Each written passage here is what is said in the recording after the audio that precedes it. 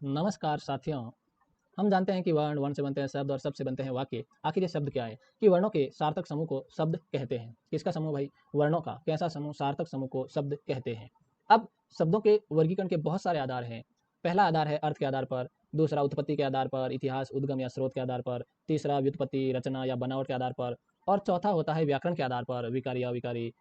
व्युत्पत्ति, रचना, बनावट के आधार पर रूढ़, यौगिक, योग रूढ़। उत्पत्ति के आधार पर या इतिहास के आधार पर, उद्भव, स्रोत के आधार पर, तत्सम, तद्भव, देशज, विदेशी। और अर्थ के आधार पर दो प्रकार के, निरर्थक, सार्थक शब्द। निरर्थक शब्द मतलब जिसका कोई अर्थ नहीं होता है, जैसे चाय वाई, या वाई का कोई अर्थ नहीं है, रोटी वोटी, वोटी का कोई अर्थ नहीं है, पानी वानी, वानी का कोई अर्थ नहीं है, आमने सामने, आमने का कोई अर्थ नहीं है, मतलब ये सारे निरर्थक हैं। और दूसरा है सार्थक शब्द, ये इसके 5 प्रकार के होते हैं। विलोम शब्द, पर्यायवाची, युग्म, एकार्थक, अनेकार्थक। विलोम शब्द, पर्यायवाची, युग्म, एकार्थक, अनेकार्थक शब्द। अब इसी में हम यानी अर्थ के आधार पर सार्थक शब्द, और सार्थक शब्द में ही हम एक भेद लेते हैं, पर्यायवाची शब्द। अब आखिर पर्यायवाची शब्द है क्या? तो पर्याय का मतलब होता है समान, और वाची मतलब बताने वाला, यानी समान अर्थ बताने वाले शब्द या शब्दों को पर्यायवाची शब्द कहते हैं। इसलिए इसका दूसरा नाम है समानार्थक शब्द। और शब्द की आत्मा क्या है? अर्थ है। शब्द की आत्मा अर्थ है। तो ये क्या होगा? इसमें अर्थ क्या होगा? एक होगा। और शब्द क्या होंगे? अनेक होंगे। तो देखिए, एक जैसे अर्थ वाले शब्दों को पर्यायवाची या समानार्थी या समानार्थक शब्द कहते हैं। ये भाषा को सुंदर बनाते हैं। अब हम एक पर्यायवाची याद करेंगे और उसके साथ 3 पर्यायवाची शब्द उसे जोड़ेंगे। जैसे पानी के पर्यायवाची शब्द से ही हम समुद्र के पर्यायवाची बनाएंगे, उसी से बादल के बनाएंगे, और उसी से कमल के पर्यायवाची शब्द बनाएंगे। जैसे देखो, सबसे पहला है पानी। पानी, पय। तो दोस्तों, पय मतलब दूध भी होता है, लेकिन पय मतलब पानी भी है। तो पय यानी पानी का पर्यायवाची है पय। तो अब देखिए, हम 2 नंबर पर्यायवाची है हमारे पास कमल। तो पय से बना पयोज, पय प्लस ज। ज का मतलब होता है जन्म, यानी पानी में जिसका जन्म होता है, तो कमल, पयोज कमल का। तो हमने क्या लगाया? ज लगाया। तो किसका बन गया? कमल का पर्यायवाची बन गया। अब हम देखिए 3 नंबर पर सागर। इसमें हम क्या लगाएंगे? धी या निधि, यानी खजाना। तो पय प्लस धी, पयोधी, पय प्लस धी, पयोधी, सागर का बन गया। और देखिए चौथा और अंतिम, बादल। पय प्लस द, द मतलब देने वाला, द मतलब देने वाला, पय यानी पानी देने वाला कौन है? बादल। तो द लगा। तो दोस्तों देखिए, चारों पर्यायवाची शब्द आपस में जुड़े हुए हैं, और इसी का हम इसमें अध्ययन करने वाले हैं।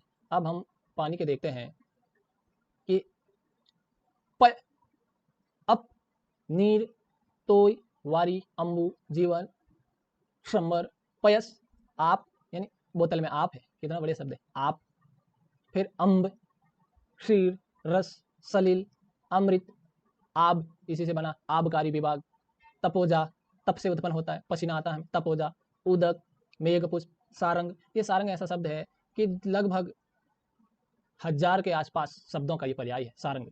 कबंध, अर्ण, धनरस, जल, दहनाराती। दहनाराती का मतलब है अग्नि, आग का शत्रु कौन है?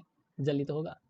अब देखो, कमल क्या है? कमल जो हमारा राष्ट्रीय पुष्प है, क्या है? राष्ट्रीय पुष्प है, इसलिए इसका तो हमें विशेष तौर से ध्यान रखना है। कमल, पयोज, अब्ज, अप मतलब पानी, ज मतलब जब पानी में जन्म होता, अब्ज, नीरज, तोयज, वारिज, अम्बुज, कंज, पंकज, जलज, सरोज, सर प्लस ज, सरोज, कुल्य, उत्पल। यहाँ ये ध्यान रखिए विशेष तौर से, उत्पल मतलब कमल है। उपल का मतलब पत्थर, पहान होता है उपल, और उत्पल, उत्पल कमल का है। अरविंद, पुंडरिक, पद्म, मृणाल, नलिन, राजीव, शतदल। सतदल और सतपत्र, देखिए ये भी बढ़िया है।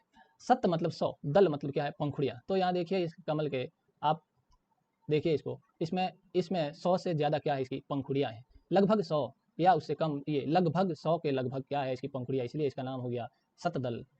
कौन सा दल? सतदल या सतपत्र। इंदिवर, पुष्कर, सरसिज, सरसिज, सरसिरू, जलरू, जलरू, ताम्रस। अब देखिए सागर, 3 नंबर सागर।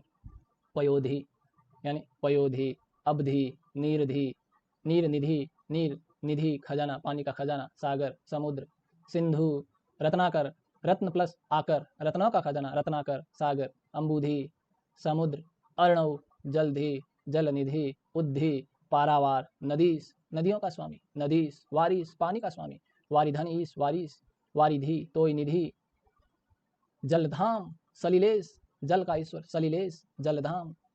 अब देखिए अंतिम, बादल।